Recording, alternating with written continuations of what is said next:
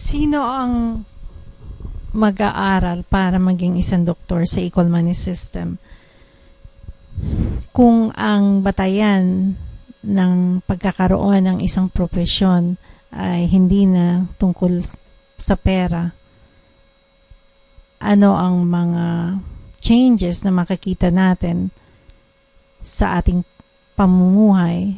Sa equal money system, ang mga doktor ay magiging doktor hindi para kumita ng pera, kundi dahil gusto nilang tumulong sa mga may sakit. At ito ay taos sa kanilang puso.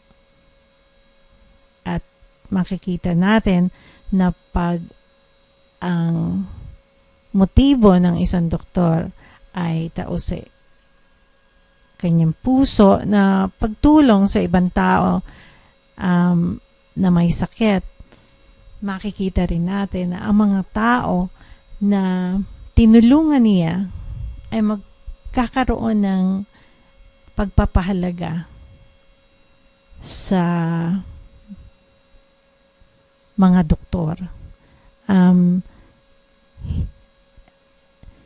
At ang mga kapamilya natin ay gugustuhin nating mapunta sa mga kamay ng mga doktor na totoong mangangalaga sa kanila, na taos-pusong mangangalaga sa kanila, dahil ginagawa nila ito hindi na para kumita ng pera, kundi para tulungan ang mga may sakit.